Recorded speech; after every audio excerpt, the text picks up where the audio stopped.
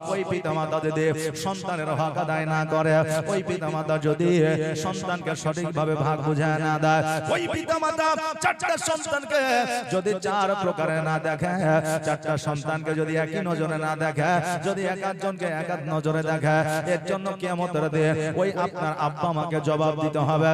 বান্দারে, আমরা জানি সন্তান যদি পিতামাতাকে না দেখে, ওই পিতামাতার জন্য ওই সন্তান জাহান্নামে যাবে।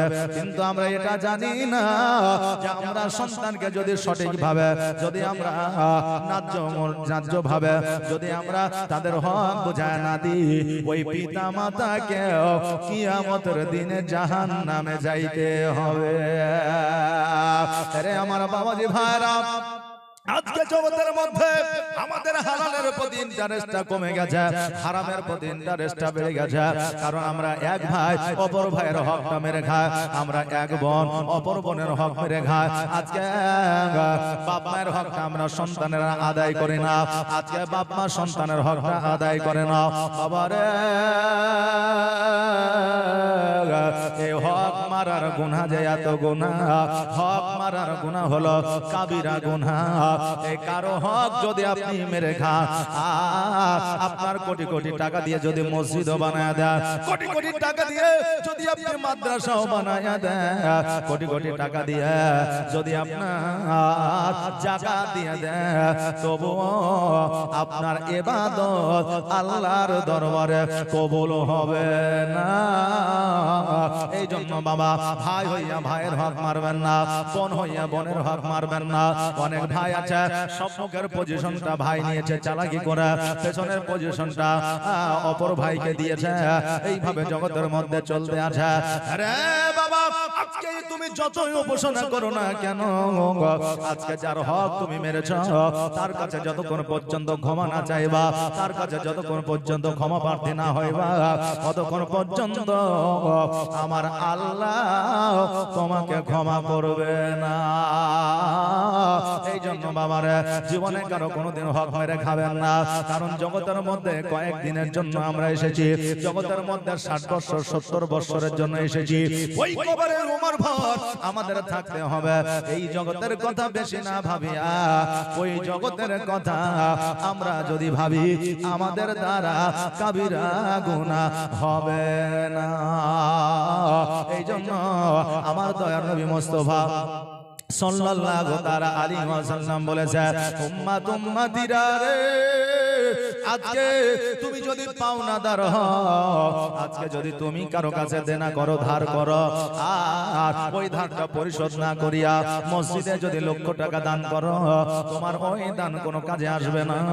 এই জন্য তোমার ধার দেনা বাকি যদি থাকে, দান করার আগে ওই বাকিটা তুমি পরিশোধ করো। বাবারে, কথাটা শুনতে হয়তো খারাপ লাগলে, এটা বাবা আমার কথা নয়, এটা আমার দয়ার নবী মুস্তাফা সাল্লাল্লাহু তাআলা আলাইহি ওয়াসাল্লামের কথা। বাবাজি ভাইরা,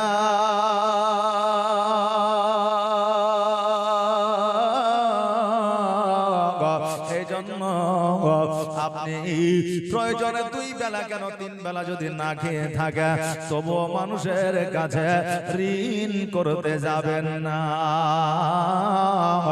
ঋণ অবস্থায় যদি যে দিয়েছে সে যদি মারা যায়, ঋণ অবস্থায় যদি আপনি মারা যান, একে অপরের যতক্ষণ পর্যন্ত ক্ষমা না করবে, ততক্ষণ পর্যন্ত যতই নাকি উপার্জন করেন না কেন, ততক্ষণ পর্যন্ত আল্লাহ আপনাকে জান্নাতি করবে না। কিন্তু বাবা, এখন বর্তমানে বন্ধু হয়, বান্ধব হয়, এগুলো হচ্ছে শুধুই মাত্র নামে। এখন বন্ধু যে এটা হচ্ছে আমার ফ্রেন্ড, কলিজার ফ্রেন্ড, আজকে ফেসকার ফ্রেন্ড বলে কি বলে না, যে আত্মার ফ্রেন্ড। আজকে যে বন্ধুগুলো হয়, 100-র মধ্যে 99টা বন্ধু হচ্ছে আপনার ফালতু, বেকার। কেন না? কারণ বন্ধু বন্ধু তৈরি করে টাকা পয়সা ধার নেওয়ার জন্য। এখন অনেক বন্ধু আছে বললেন শুধু টাকা ধার দেওয়ার জন্য বন্ধুত্ব করে, কিন্তু আগের মতো আসল বন্ধু এখনো পর্যন্ত বাবা এখন আর হয় না। যে আগে যে আগের বন্ধু সহযোগিতা করতো আরেকজন বন্ধুকে রোগবালা মুসিবতে, আজকে সংসারে ওই মহব্বত আর নাই। আগে বন্ধুর স্ত্রীকে বোন মনে করতো, নাকি বলেন? আগে বন্ধুর স্ত্রীকে বোন মনে করতো, আর এখন বন্ধুর স্ত্রীকে বৌদি মনে করে। যে শুনতে খারাপ লাগলো, এটা বাস্তব। জীবনী অনেক শুনেছেন, জীবনের সাথে সাথে প্র্যাকটিক্যালি আমাদের কিছু জ্ঞান না আসলে ওই আমাদের জীবনীটাই শোনা হবে, কাম কিছু হবে না।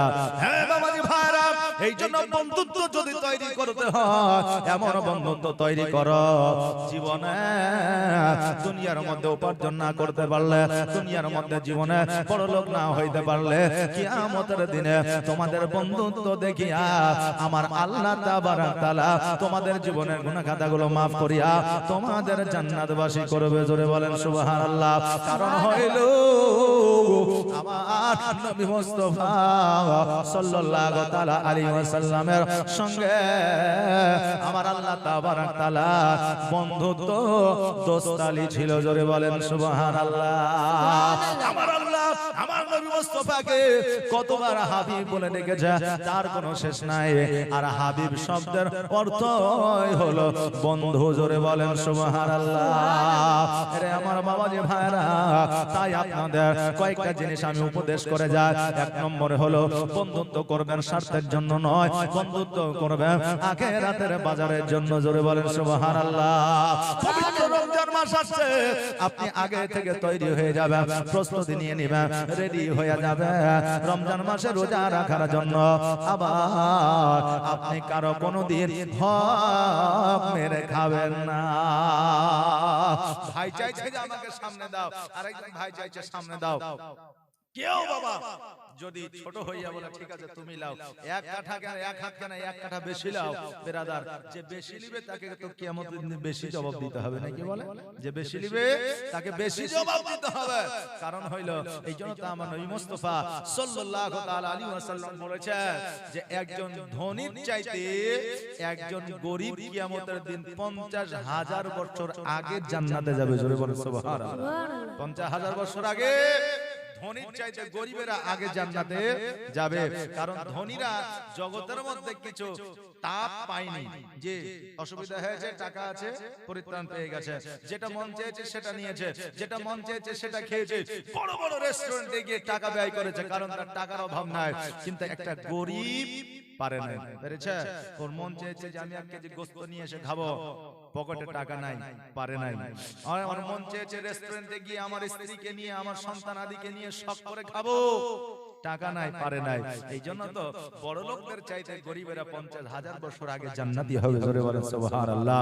এই জন্য বাবারে জীবনে জগতের মধ্যে ভাই যদি আপনার কাছে জমি চায়, আপনার ভাগটা রাখিয়া ভাইকে দিয়ে দেন, তবে 1 কাঠা বেশি নেবেন না, প্রয়োজনে ভাইকে দিয়ে দেওয়ার চেষ্টা করবেন। কারণ হইল ওই ভাইকে জবাব বেশি দিতে হবে। বেরাদানে মিল্লাত ইসলামিয়া, পবিত্র রমজান মাসের প্রস্তুতি আপনারা কিভাবে নেবেন? পবিত্র রমজান মাসের প্রস্তুতি কিভাবে নেবেন? পবিত্র রমজান মাসে আগে আমার নবী মুস্তাফা সাল্লাল্লাহু তাআলা আলাইহি ওয়াসাল্লাম শাবান মাস থেকে রোজা রাখতে শুরু করতেন, আল্লাহর উপাসনা বেশি বেশি করতে শুরু করতেন। আর পবিত্র রমজান মাস আসিলে আপনার পুরো মাস আমার নবীজি রোজা রাখতেন। আর বাবাজি 8 রাকাত নয় 20 রাকাত তারাবি পড়তেন। জোরে বলেন সুবহানাল্লাহ। আমাদের মধ্যে ফেরকাবাজি চলছে, অনেকে বলছে 8 রাকাত পড়তে হবে, অনেকেই বলছে 20 রাকাত পড়তে হবে। আরে বাবা, হাদিস দলিল কোরআন তো আপনি দূরে রাখেন, কিন্তু যখন আপনার 5টা থেকে সন্ধ্যা 5টা পর্যন্ত কাজ করিলে আপনি 500 টাকা মজুরি পান। আর যখন আপনি 5টা থেকে 10টা পর্যন্ত আপনি কাজ করবেন, তার জন্য বেশি মজুরি পাবেন, ওভার ডিউটি নাকি বলেন, বেশি মজুরি পাবেন। আমি 8 রাকাত, যেহেতু 8 রাকাত নামাজের জায়গায় 20 রাকাত পড়লে তো আমার ক্ষতি নাই, 20 রাকাত পড়লে আমার সব নেকি বেশি হবে। বাবারে, আহলে সুন্নাত ওয়াল জামাতের মধ্যে 20 রাকাত নামাজ আমাদের জন্য আছে। এই জন্য অনেকে চিন্তা করে যে আমি তারাবি পড়তে যাইতে পারি না, রোজা রেখে আমার কোনো লাভ না। বলে কি বলে না, বলে তারাবিতে যাই না তো রোজাও রাখবো না। বাবারে, অনেকে প্রশ্ন আসতে পারে যে হুজুর গো, রোজা রেখেছি তারাবি পড়লাম না, রোজা হবে কিনা?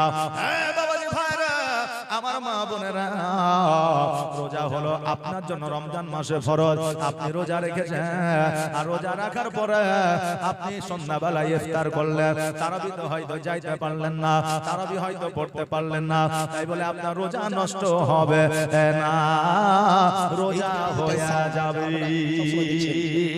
এখন আপনি নেকি থেকে বঞ্চিত হবেন, কিন্তু রোজা বাদ হবে না, রোজা বাতিল হবে না বেরাদার। তবে আমরা এখন বর্তমানে যেভাবে রোজা রাখি, আমাদের রোজাটা শুধু মুখেই রাখে, মানে কিছু খাবার খাই না, বাকি সবকিছু আমাদের রোজা থেকে বঞ্চিত থাকে। শুধু রমজান মাসে রোজা কি মুখ আর পেটে রাখে না, পুরো শরীরটাতে রাখে। রোজা পুরো অঙ্গের জন্য, পুরো শরীরের জন্য।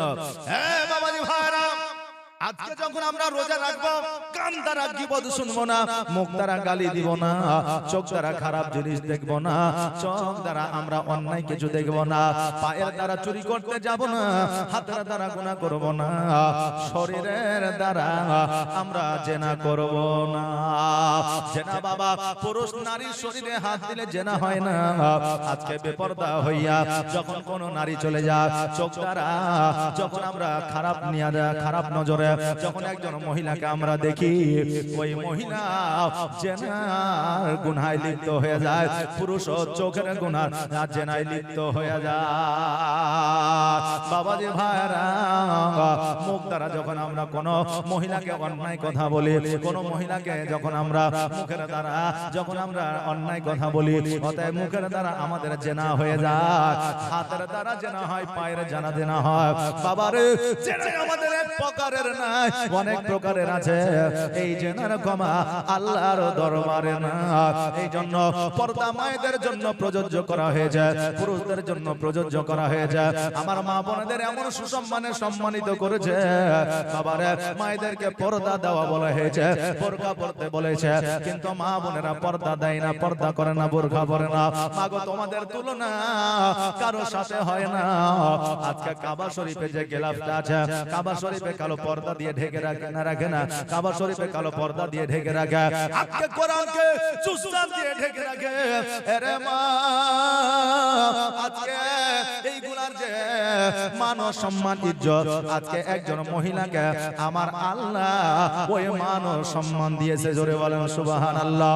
একজন মাকেও কালো পর্দা দিয়ে, কালো কাপড় দিয়ে ঢেকে রাখতে বলা হয়েছে, কিন্তু আমার মা বোনেরা আজকে বর্তমানে শরীরে দেখায়া, বর্তমানে আমার মা বোনেরা চেহারা দেখায়া না জানে কি মজা, কি স্বাদ পায়, আমার মা বোনেরাই জানে, আমরা জানি না। বাবারে, মা ফাতেমার কথা বলতেছিলাম, আগামীকালকে বলেছিলাম, আমার মা ফাতেমা জোহরা রাদিয়াল্লাহু তাআলা আনহা একটা নয়, দুইটা নয়, 13টা আপনার কন্যাকে মুসলমান বানিয়েছিলেন। 13টা কন্যাকে মুসলমান বানায়া আমার নবী মুস্তাফার বাড়িতে যখন আসলেন, আমার নবীজি বলে, ফাতেমা, ও ফাতেমা, আজকে তোমার মুখে এত সুন্দর হাসি কেন রে মা? আমার ফাতেমা জোহরা রাদিয়াল্লাহু তাআলা আনহা বলতেছে, আব্বা গো, আজকে একটা নয়, দুইটা নয়, 5টা নয়, 50টা নয়, 113টা নারীকে আমি কালেমা পড়ায়া মুসলমান বানিয়েছি। নবী আমার বলে, ফাতেমা, আজকে এই জন্য তোমাকে আমার আল্লাহ তাবারক তাআলা জান্নাতের রানী বানিয়েছে। ও ফাতেমা, তুমি চিন্তা করিও না রে মা, আজকে তোমার দ্বারা ইসলামের প্রচার প্রসার হবে। আমার মা ফাতেমা জোহরা রাদিয়াল্লাহু তাআলা আনহা শুধু জান্নাতের রানী ছিল না রে বাবা, আমার মা ফাতেমা জগতের মধ্যে একজন ইসলামের প্রচার ও প্রসারক ছিলেন। ওই ফাতেমা জোহরা রাদিয়াল্লাহু তাআলা আনহা আবার যেন বাড়িতে আপনার কাজকর্মে রত হইয়া গেল। আমার নবী মুস্তাফা সাল্লাল্লাহু তাআলা আলাইহি ওয়াসাল্লাম যেন বাবা মসজিদে জুম্মার নামাজটা পড়াইলেন। নামাজটা পড়ানোর পরে আমার নবীজি তন্দাইমান হইয়া সাহাবীদের সম্মুখে বলতেছে, এই আমার সাহাবীরা শোনো রে, আজকে আমার কন্যা মা ফাতেমার জন্য তোমরা একটা জামাই খোঁজো, কারণ তার বন্ধু বান্ধবের বিবাহ হয়ে গেল। আমার কন্যা ফাতেমার বিবাহ দিতে হবে। আজকে আমাদের যারা বন্ধু হয়, আমাদের মা বোনেদের যারা বান্ধবী হয়, বান্ধবীদের বন্ধুদের যখন বিবাহ হয়ে যায়, বাপ মায়ের মাথায় একটা টেনশন থাকে, তাদের সাথীদের বিবাহ হয়ে গেল, আমার সন্তানেরও বিয়ে দিতে হবে। এরকম চিন্তা আসে না? আসে না? আসে বাবা। নবী আমার বলে, হে আমার সাহাবীরা, একটা জামাই খোঁজো আমার মা ফাতেমার জন্য। আমি মা ফাতেমার বিবাহ দেব। সাহাবী কেরামগণ অনেকেই বলেছিলেন, ইয়া রাসূলুল্লাহ, ইয়া হাবিবাল্লাহ, নবী গো, আমার অনেকগুলা খেজুর গাছ আছে, আমার অনেকগুলা সম্পদ আছে, আমার অনেকগুলো টাকা পয়সা আছে, ইয়া রাসূলুল্লাহ, মা ফাতেমার সঙ্গে বিবাহ আমার সঙ্গে কি দেওয়া যাবে না? অনেক আপনার সাহাবী কেরামগণ প্রস্তাব রেখেছিলেন, কিন্তু আমার নবী মুস্তাফা সাল্লাল্লাহু তাআলা আলাইহি ওয়াসাল্লাম বলেছেন, আরে আমার সাহাবীরা, আমার জামাই এমন হবে, সে টাকা পয়সা वाला হবে না, ধন সম্পত্তি वाला হবে না, রাজা মহারাজা হবে না, আমার যে জামাই হবে দিন কাটবে, দিন খাবে, আল্লাহর বেশি বেশি করে ইবাদত করবে। জোরে বলেন সুবহানাল্লাহ। আমার নবীজি জামাই খুঁজেছে দিন কাটনে वाला, আর আজকে আমরা বর্তমানে জামাই খুঁজি প্রফেসর, ইঞ্জিনিয়ার, ডাক্তার, মাস্টার, উকিল, হাকিম। আমরা যত ধনী পাই ততই আমাদের ভালো। আজকে বর্তমানে বংশ পরিচয় দেখে না, বর্তমানে ছেলেটা আইপিএল খেলে কিনা দেখে না, আজকে বর্তমানে ছেলেটা পাবজি খেলে কিনা দেখে না, আজকে বর্তমানে ছেলেটা সুদ খায় কিনা দেখে না, আজকে বর্তমানে ছেলেটা ঘুষ খায় কিনা দেখে না, আজকে বর্তমানে ছেলেটা হালাল পথে উপার্জন করে না হারাম পথে উপার্জন করে এইটা দেখে না। বর্তমানে টাকা থাকলে জামাই হয়ে যায় ভালো, টাকা থাকলে জামাই হয়ে যায় ভালো। আর যখন মেয়েকে বিবাহ দিয়ে দেওয়া হয়, 1 মাস পরে 2 মাস পরে ওই মহিলার প্রতি অত্যাচার শুরু হয়ে যায়। তোর বাপের তো কিছুই নাই, কিছুই দিতে পারে না, আজকে আমার যাই আছে তোর বাপকে 1 সেকেন্ডে কিনে নিব। অনেকে আছে বলে, বুঝলেন বাবা, 1 সেকেন্ডে কিনে নিব। এই জন্য বাবা রে, এমন একজনের সঙ্গে সম্পর্ক রাখো, তোমার যদি থাকে 8 আনা 4 আনার সঙ্গে তুমি সম্পর্ক রাখিও, কারণ তোমার উপরে কথা বলতে পারবে না। আজকে বর্তমানে আমাদের 4 আনা ক্ষমতা আছে, 8 আনা খুঁজি আমরা বিবাহ দিয়ে দিই। এই জন্য অনেক নারী সংসারে আপনার অভাব অনটনে, আপনার কষ্টের মধ্য দিয়ে জীবন যাপন করেছে।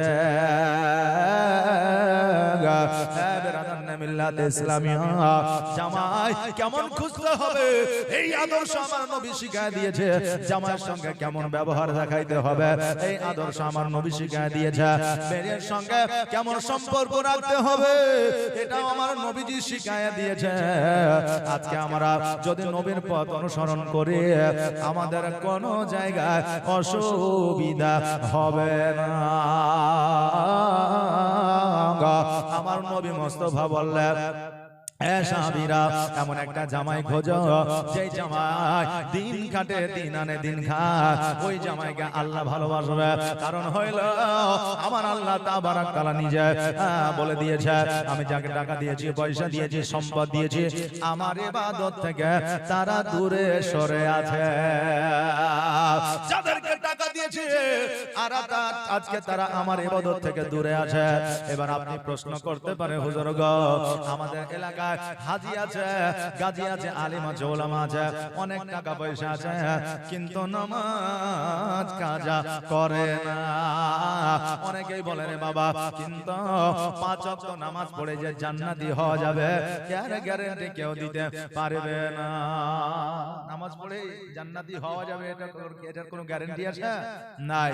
নামাজ পড়ছেন, বাড়িতে এসে ওপরে আল কাটছেন, নামাজ পড়ছেন, বাড়িতে এসে বৌমাদের গালিগালাজ করছেন, নামাজ পড়ছেন, বাড়িতে এসে বিবিকে ঘরের মধ্যে বেঁধে মারছেন। কথা বললেন না জি? অনেকেই আছে বাড়িতে এসে ঘরের মধ্যে বিবিকে বেঁধে মারছেন, নামাজ পড়ছেন, চুরি করছেন, নামাজ পড়ছেন, মনের মধ্যে সুদের টাকা রেখে দিয়েছেন। বাবারে, নামাজ পড়ে যদি জান্নাতি হওয়া যায় তো আল্লাহ ইবাদত করে শুধুমাত্র যদি আল্লাহকে খুশি করা যায় তো আজকে এই ডিজিটাল সাউন্ড সবসময় দেখছেন লালন তক্তের মালা পাইতো না। হ্যাঁ বাবাজি ভাইরা, শয়তান যেইভাবে সেজদা করেছে আল্লাহকে, আমার নবী বলে দিয়েছে তার সেজদাগুলোকে যদি পৃথিবীর মধ্যে ছড়ায় দেওয়া হয় এমন একটা জায়গা খালি থাকবে না যে জায়গায় শয়তানের সেজদা না। হ্যাঁ বাবাজি ভাইরা, মনকে পরিষ্কার করতে হবে, আজকে আমাদের মনের গেলানিগুলো দূর করতে হবে, তবে নামাজ আমাদের কাজে লাগবে। আমার নবী মুস্তাফা সাল্লাল্লাহু তাআলা আলাইহি ওয়াসাল্লাম এই ঘোষণা যখন দিয়ে দিলেন, বাড়িতে এসেছে, আসার পরে দেখছে যেন একটা নয় দুইটা নয় হাজার হাজার চিঠি পৌঁছে গেছে। আপনার চিঠি অনেকেই দিয়েছে মা ফাতেমাকে বিবাহ করার জন্য।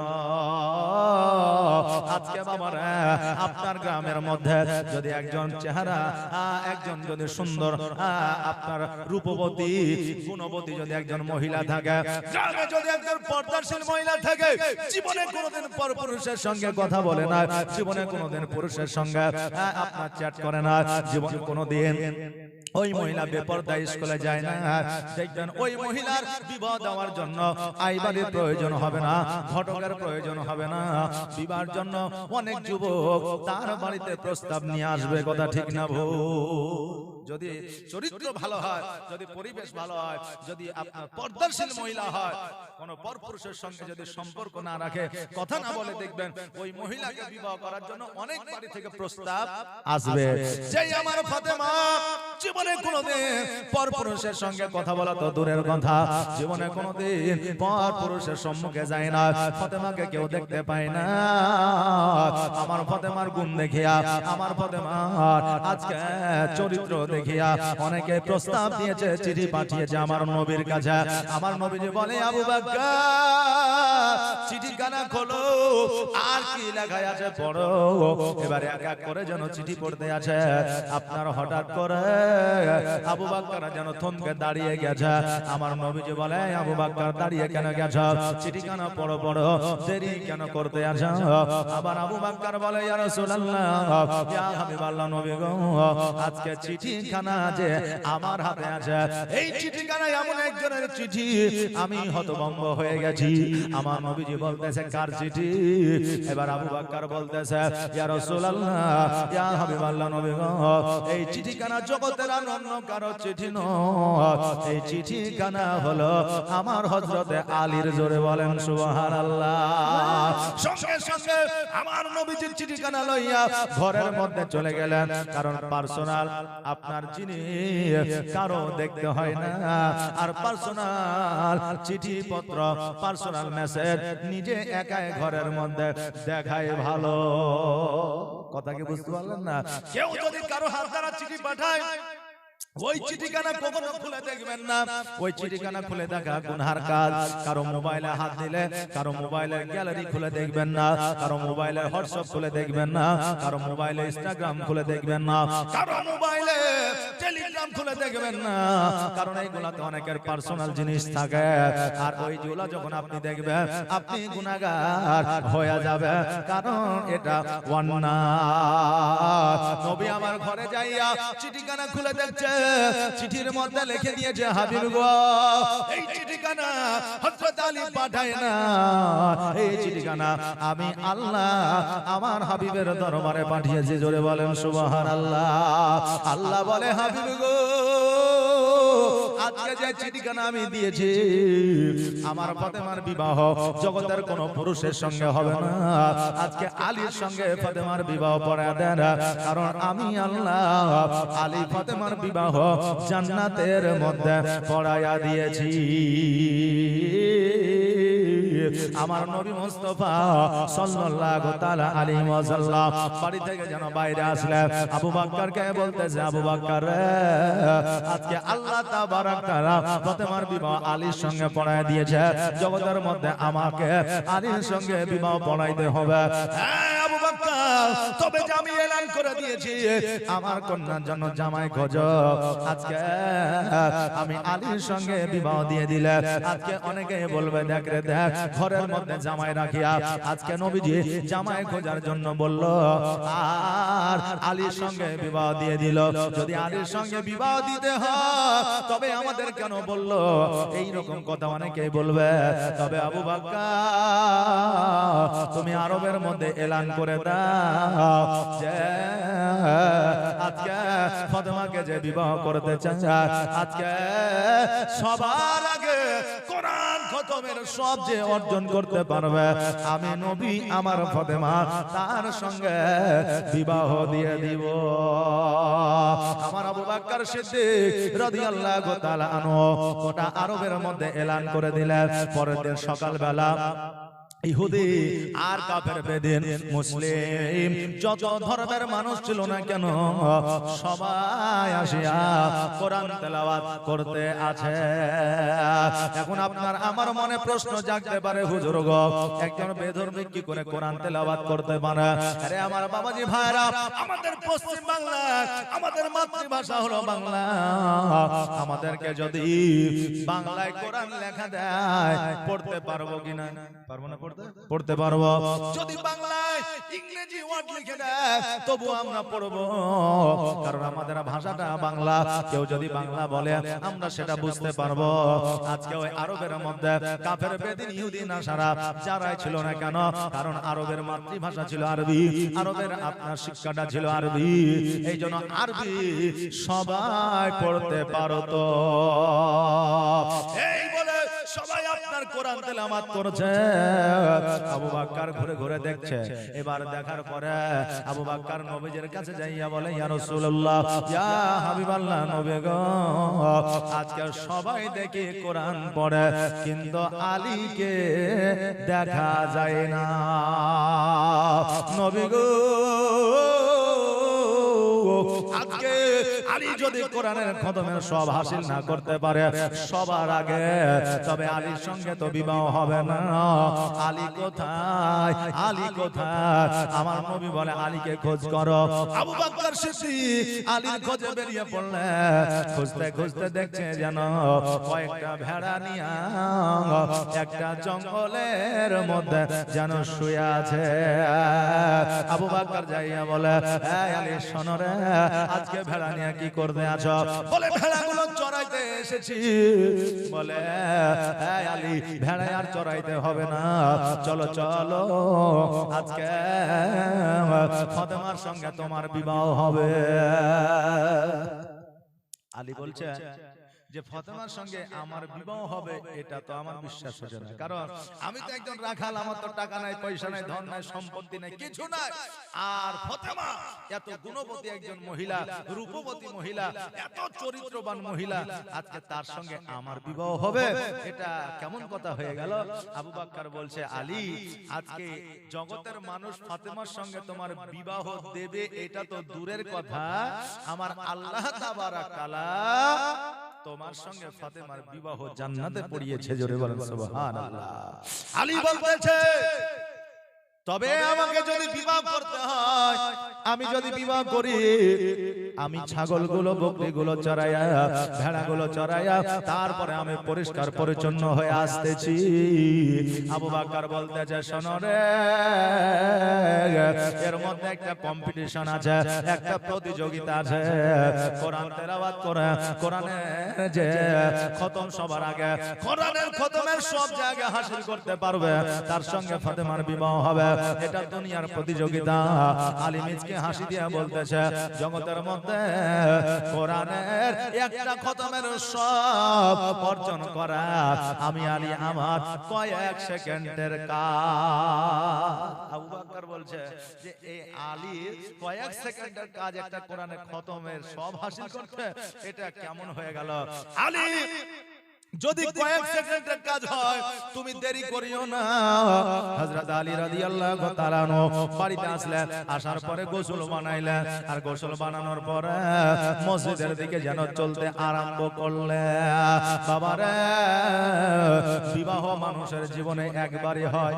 যে আপনি বলবেন, হুজুর আমাদের গ্রামে তো একজন বেটা ছেলে 3 বার 4 বার বিবাহ করেছে। বলবেন কি বলবেন না? জি, অনেকের হয়তো স্ত্রী মারা গেছে আবার বিবাহ করেছে, অনেক মহিলার স্বামী মারা গেছে আবার বিবাহ করেছে, না হলে অনেক স্বামী স্ত্রীর সংসার হয় নাই, তালাক হয়ে গেছে, আবার পুনরায় বিবাহ করেছে। কিন্তু বাবারা, আমি কেন বললাম বিবাহ মানুষের একবারই হয়? কারণ প্রথম বিবাহে যে সুখ ও শান্তি, যে স্বাদ পাওয়া যায়, ওই স্বাদ 100টা বিবাহ করলে HP ডিজিটাল সাউন্ড আপনারা সবসময় দেখছেন। এই জন্য বাবারে, বিবাহ করাটা আমার আল্লাহ তাবারক তাআলা সবচাইতে একটা বড় নিয়ামত। স্ত্রী স্বামীর জন্য নিয়ামত, স্বামী স্ত্রীর জন্য নিয়ামত। আজকে বিবাহ করতে গেলে কে না জানে আপনার পরিষ্কার পরিচ্ছন্ন হয় না।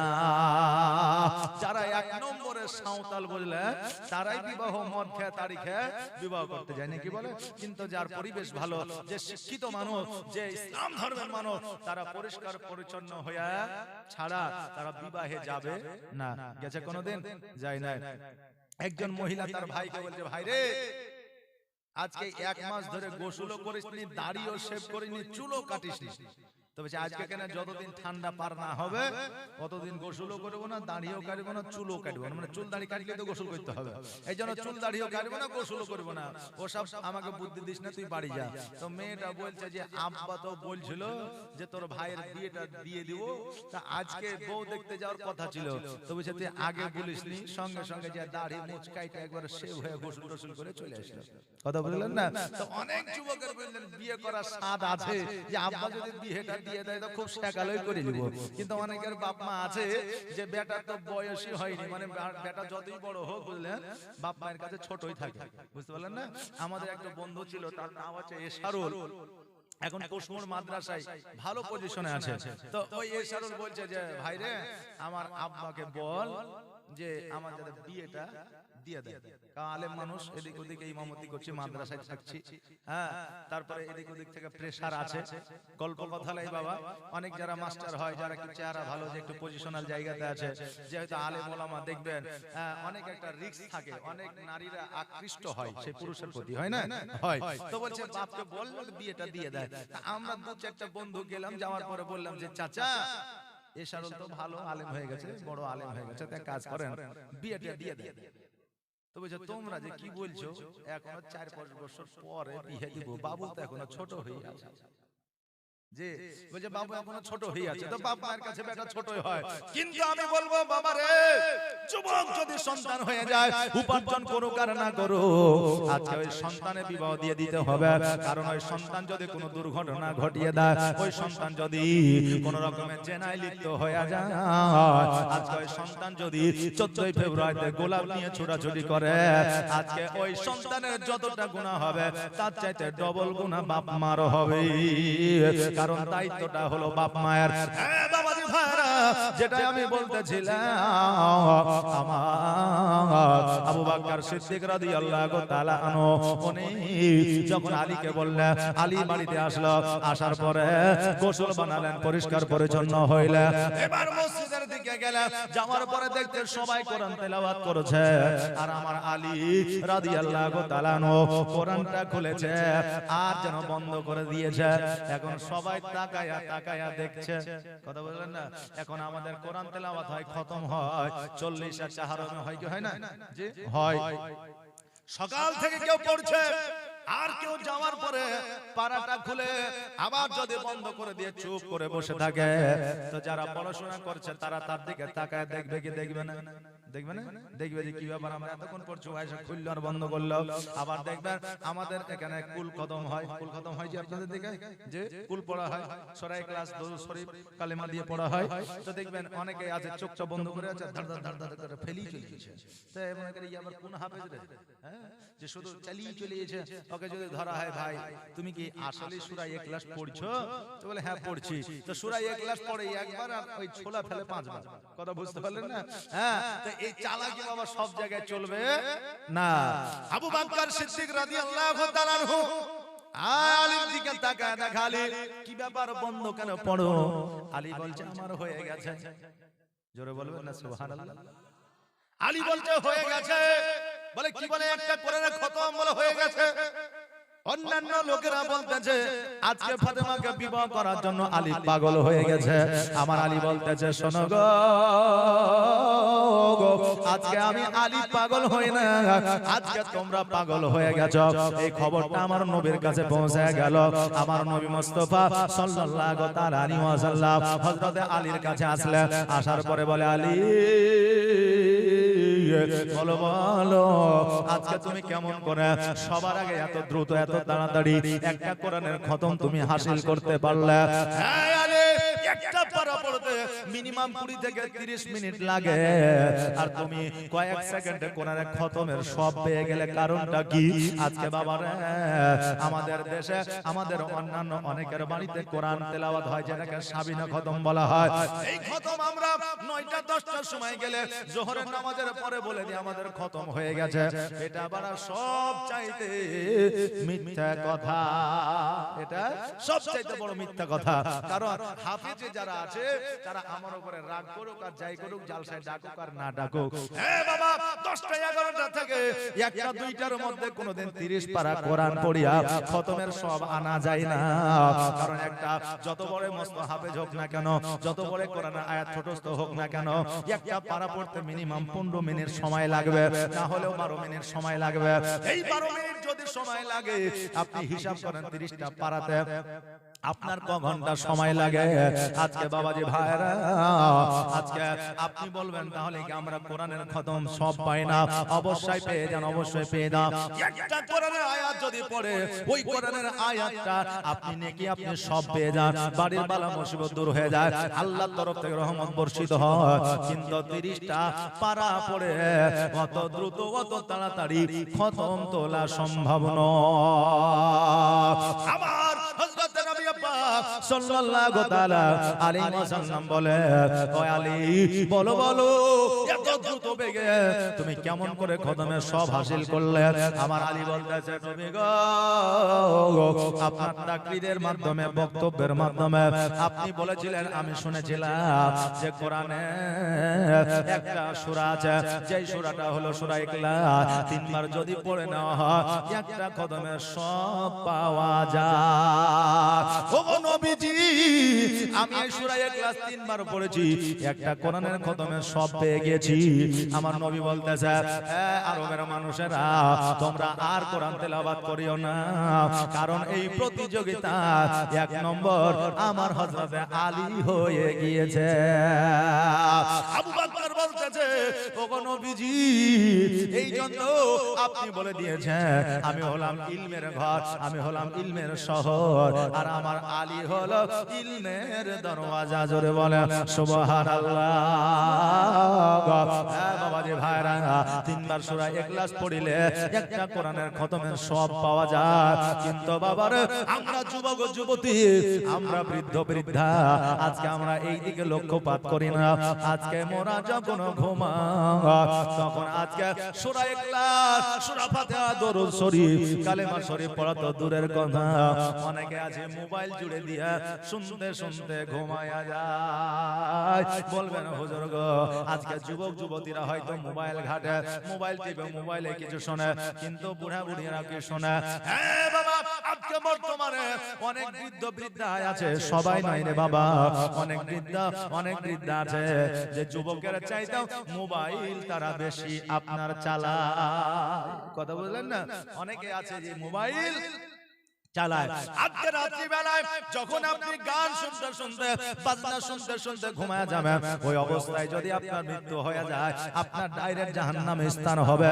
আর যখন আপনি কোরআন তেলাওয়াত করবেন, সূরা ইয়াসিন পড়বেন, সূরা আর রহমান পড়বেন, সূরা বাকারা পড়বেন, সূরা তওবা পড়বেন, সূরা ফাতিহা পড়বেন, সূরা নাস ফালাক আর সূরা কদর পড়বেন, বাবারে আজকে ওই সূরা পড়িয়া যখন ঘুমায়া যাবে, আপনার মওত যদি হয়ে যায় বিনা হিসাবে আমার আল্লাহ আপনাকে জান্নাতবাসী করবে। জোরে বলুন সুবহানাল্লাহ। ও বাবা রে ভাইরা, আমার মায়েরা, আমার নবী মুস্তাফা সাল্লাল্লাহু তাআলা আলাইহি ওয়াসাল্লাম বলে, আলী আজকে তুমি পরীক্ষায় পাশ করে গিয়েছো, আজকে তুমি 1 নম্বর হয়ে গিয়েছো, আজকে যে তুমি আলী ফাতেমাকে বিবাহ করবে, আজকে তোমার কাছে টাকা পয়সা ধন সম্পত্তি কিছু আছে? আলী বলতেছে, হুজুর গো, আজকে আমার কাছে ধন সম্পত্তি টাকা পয়সা তো দূরের কথা, আমি যে এখন বাড়িতে গিয়া রান্না করে খাবো এইটুকু আটা আমার কাছে না। আমার আপনার প্রশ্ন জাগতে পারে, হুজুর গো, আমার নবী তো জামাই খুঁজেছে, টাকা দেখে নয় পয়সা দেখে নয়, তবে আমার নবী টাকা পয়সা ধন সম্পদের কেন কথা বলে? আমার নবী বলে, আলী আজকে তোমার কাছে টাকা পয়সা কিছুই যদি না থাকে বিবাহ হবে না, কিছু তোমাকে দিতে হবে, কারণ হইল শরীয়তের মধ্যে মোহরানা আছে, কারণ মোহরানা আদায় না করলে বিবাহ দেওয়া যাবে না, এই জন্য তোমাকে মোহরানা আদায় করতে হবে। আলী তোমার বাড়িতে খাবার না, তোমার কাছে টাকা নাই পয়সা না, তোমার বাড়ি থেকে কিছু আছে? বলে, হুজুর গো, আমার বাড়িতে 3টা জিনিস আছে। কি কি? বলে, 1 নম্বরে তালওয়ার, 2য় নম্বরে হলো ঢাল, আর 3য় নাম্বার হলো একটা লোটা। নবী আমার বলে, হে আলী শোনো রে, তালওয়ারখানা বিক্রি করা যাবে না, কারণ যুদ্ধের ময়দানে নিয়ে যেতে হবে। লোটাখানা বিক্রি করা যাবে না, কারণ ওই লোটাতে আমার কন্যা তুমি পানি পান করবে, উযু বানাবে। আলী ঢাল ছাড়াও যুদ্ধ করা যায় তালোয়ার নিয়ে, তুমি আপাতত ঢালটাকে বিক্রি করে দাও, আর ঢাল বিক্রি করে যে টাকাটা তুমি পাবে, ওই টাকাটা দিয়া আমার ফাতেমার বিবাহের তুমি মোহরানা আদায় করে না। হে বাবা, এখান থেকে একটা শিক্ষা পাওয়া যায়, শরীয়তের মধ্যে মোহরানার গুরুত্ব কতটা দেখা।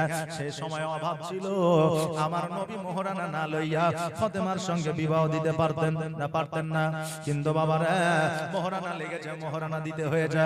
কিন্তু আমাদের বর্তমানে এত টাকা পয়সা সম্পদ থাকার পরেও আজকে আমরা যখন কোন কন্যাকে বিবাহ করতে যাই, আমরা এত সীমিত মোহরানা আদায় করি, যেটার জগতের মধ্যে কোনো মূল্যই নাই। কথা বলছেন না? আজকে আমরা যখন বিবাহে যাই, তখন আমরা কি করি? বলে, ফোন লাগবে, একটা বাইক, ঘর সাজিয়ে, ফ্রিজ, এসি, একটা এলসিডি, আর আরো কত কি লাগবে। এই টোটাল মিলিয়ে দেখা যায় যে বেটির বাপ 4 থেকে 5 লাখ টাকা দিচ্ছে। কথা বললেন না?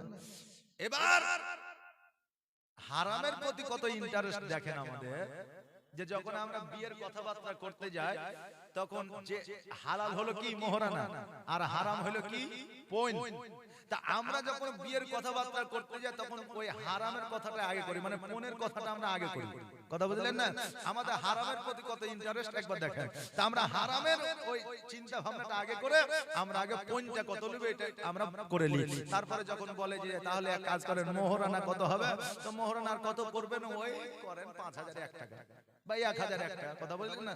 মানে যেটা হালাল সেটা কম, আর যেটা হারাম সেটা বেশি। কথা বুঝলেন কিনা? তবে অনেক লোক এখন চালাক হয়েছে। বিয়ের দিন মৌলভী সাহেব রেজিস্টার বিয়ে পড়াচ্ছে, তো বলছে যে এক কাজ করেন, এই আলনা, সুকেশ, বুলেট মোটরসাইকেল, তারপরে ফ্রিজ, এসি, এটা তুলে দেন, আমি যে সোনা দিলাম, জামাইকে আংটি দিলাম, ওটা তোলেন। তখন ছেলের বাপ বলবে, বিহাই ওই কথাটা তো ছিল না।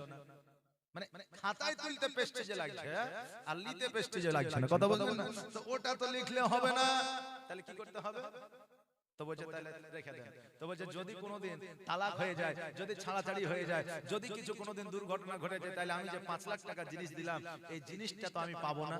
তো বলছে বিহাই এক কাজ করেন, মোহরানার জায়গাতে আপনি এই 5 লাখ টাকা টোটাল করে লিখে লেখেন যে আমরা মেয়েকে 5 লাখ টাকা মোহরানা দিলাম, যদি কোনোদিন ডিলেট হয়ে যায় তাহলে 5 লাখ টাকা আপনি পেয়ে যাবেন। কথা কি বুঝতে পারছেন?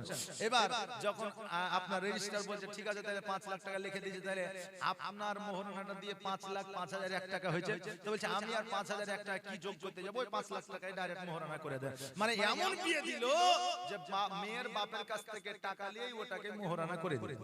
কথা বুঝতে পারলেন না? তা আমরা বর্তমানে এরকম চালাক হয়েছি, আর যখন বিয়ে করে নিয়ে আসছি আমরা সঠিক বৌমা চাইছি, আমরা সুন্দর সন্তান চাইছি, আমরা মুমিন সন্তান চাইছি।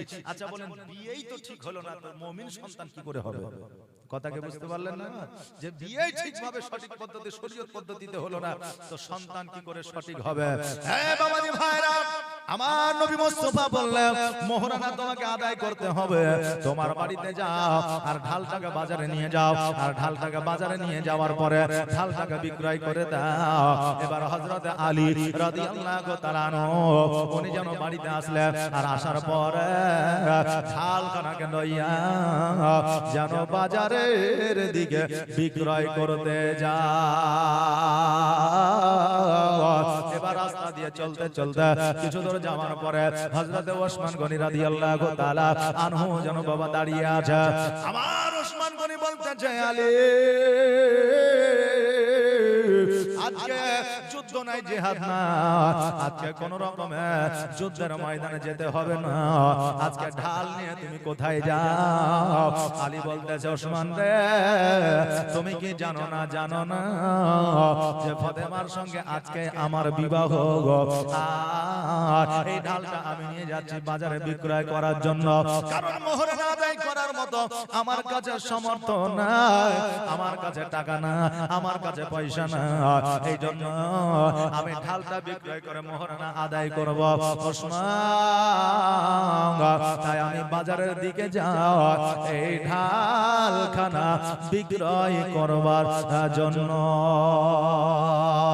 আমার ওসমান গনি বলতেছে, আলীরা আজকে ঢালটা তুমি বিক্রয় করবা? বলে হ্যাঁ। বলে আমি যদি নি আমার কাছে কি বিক্রয় করবা?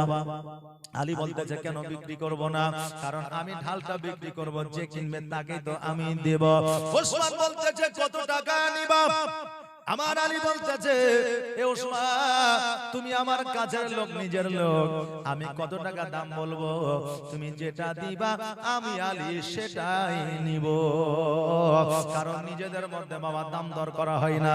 বন্ধুর মধ্যে যদি অপরজন বন্ধুকে যদি মোবাইল বিক্রি করে, বলে কত নিবি? বলে যা দিবি দে, তুই তো জানিস আমি কততে কিনেছি।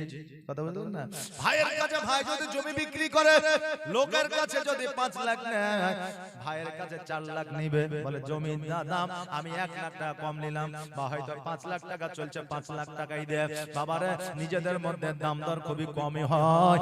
ওসমান যখন এই কথা শুনলে যে আলী টাকার কথা বলে না, যেটা দাম সেটাই চাইছে, আমার ওসমান গনি রাদিয়াল্লাহু তাআলা আনহু পকেটের মধ্যে বাবা হাত ঢুকায়া দিলেন, আর যতগুলো টাকা পকেটে ছিল সব টাকাগুলো আমার আলীর হাতে দিয়ে দিলেন। আলী অতগুলো টাকা একসঙ্গে দেখিয়া বড় খুশি হয়ে গেলেন,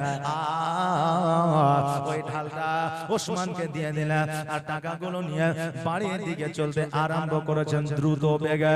ওসমান বলে, আলী এত তাড়া কি আছে, এত জলদি কেন যাও? একটু থেমে যাও, থেমে যাও। আজকে আলী বলতে, ওসমান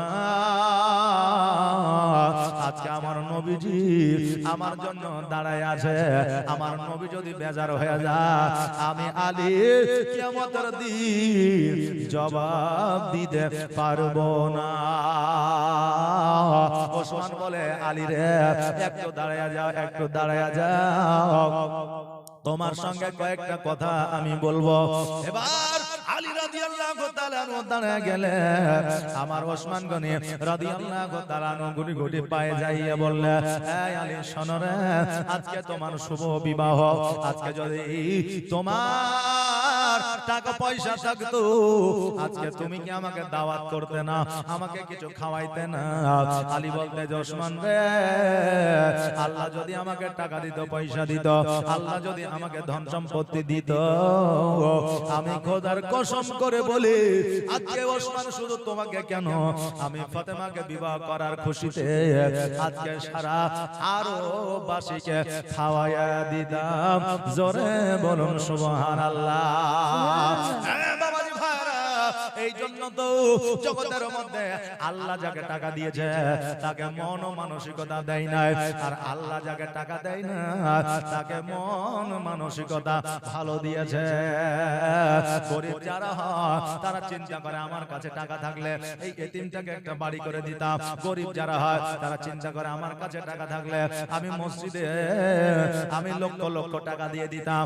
গরিবের কাছে আপনার চিন্তা ভাবনা এরকম থাকে, আমার কাছে টাকা থাকলে একজন গরিবের মেয়ের বিবাহ দিয়ে দিতাম।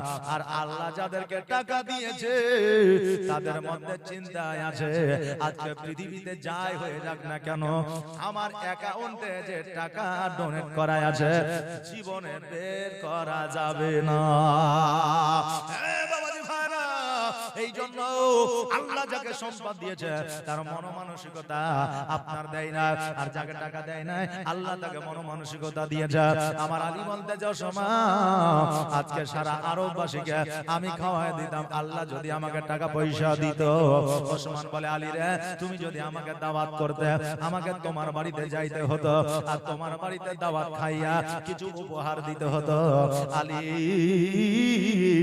আজকে যে ঢালখানা আমি তোমার কাছ থেকে ক্রয় করলাম এই ঢালখানা আমি পুনরায় আমি তোমাকে উপহার দিয়া দিলাম। আলী যাও যাও আজকে তোমাকে ঢাল আমাকে দিয়ে যেতে হবে না, এই ঢালখানা পুনরায় আমি তোমাকে উপহার দিয়ে দিলাম, দাম দিয়ে দিলাম, গিফট দিয়ে দিলাম, তুমি নিয়ে যাও। আলী বড় খুশি হয়ে গেল। ওই ঢালখানা নিয়ে জানো আমার নবী মুস্তাফার কাছে গেলেন, যাওয়ার পরে দণ্ডায়মান হয়ে আছে। নবী আমার বলে আলী কি ব্যাপার তুমি কি ঢালটা বিক্রয় করনি? আমার নবী বলতেছে ওই আলী তোমার হাতে ঢাল কেন দেখা যায়?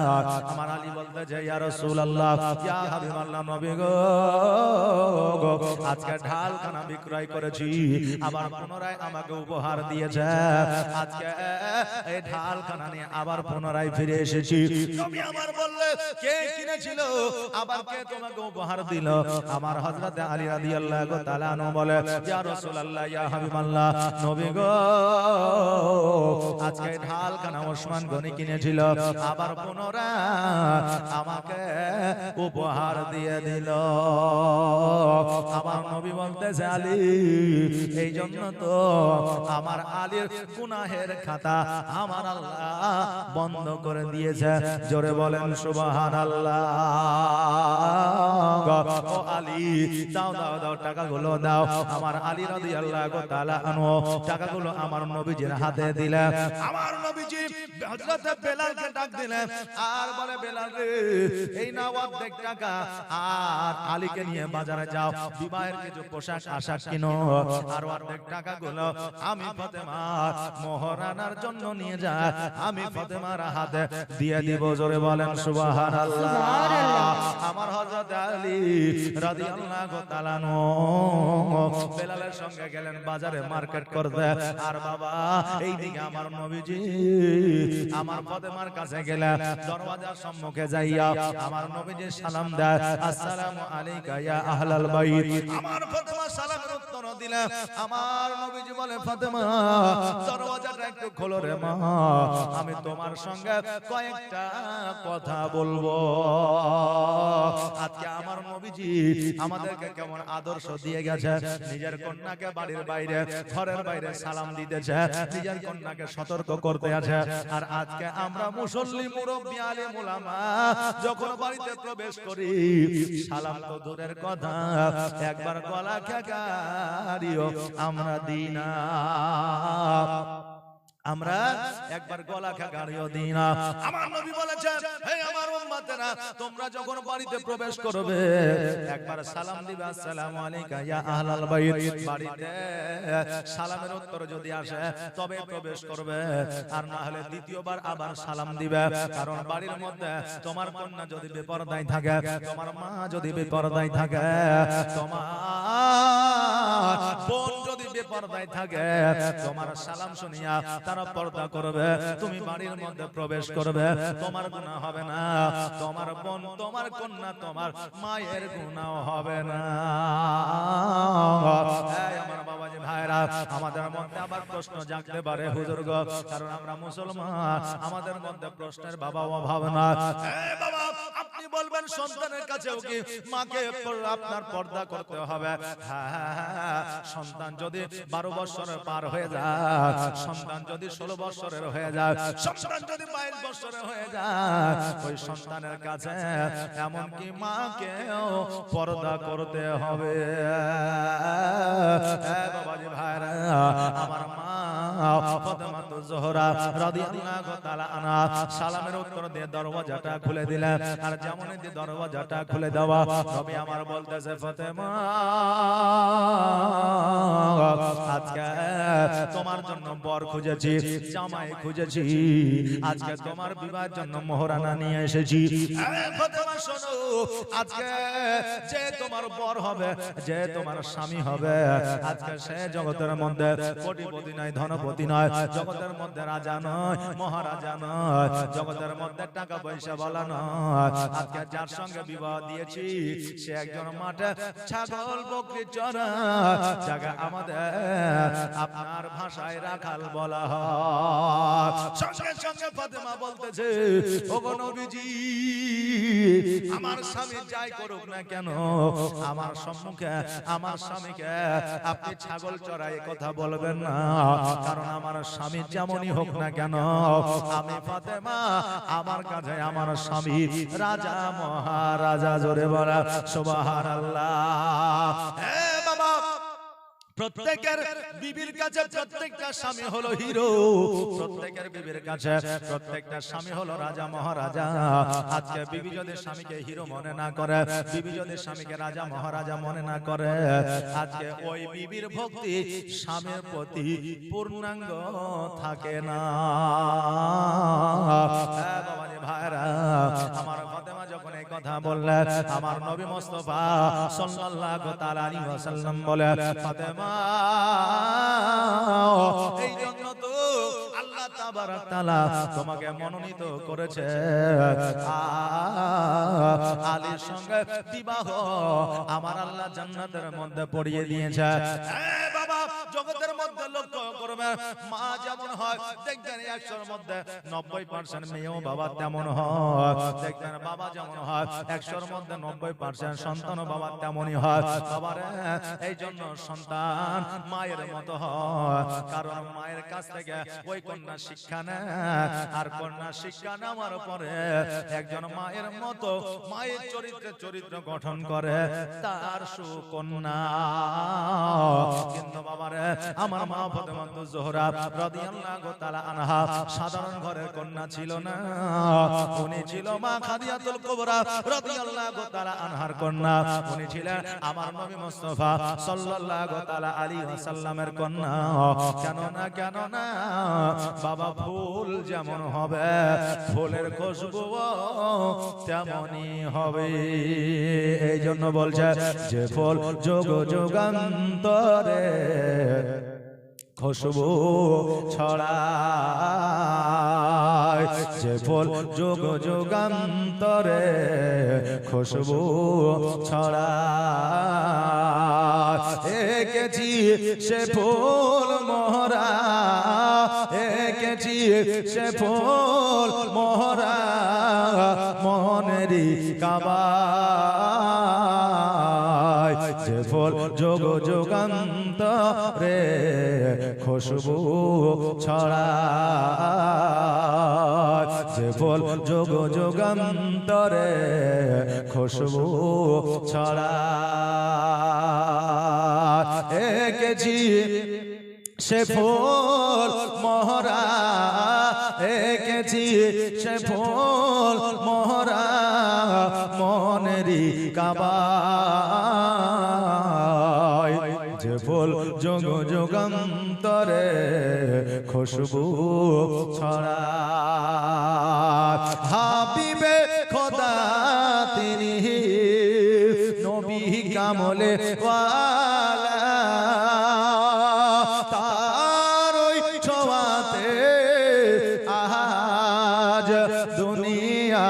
জ্বালা তারি বিরহে দু চোখ তারি বিরহে দু চোখ অসরু ঝরায় যে ফুল যোগ যোগান্তরে খুশবু ছড়ায় যে ফুল যোগ যোগান্তরে খুশবু ছড়ায় যার নাত পেশ করে খুদা খুদা তাআলা কবি আর কবি গাথে শত সুরের মালা যার নাত পেশ করে খোদা খোদা তাআলা কবি আর কবি গাতে শত সুরের মালা তার প্রেমে পাগল আমি তার প্রেমে পাগল আমি কেঁদে যে বেড়াই যে ফুল যোগ যোগান্তরে খুশবু ছড়ায় এঁকেছি সে ফুল মোহরা এঁকেছি সে ফুল মোহরা মনেরই কাবায় যে ফুল যোগ যোগান্তরে খুশবু ছড়ায়।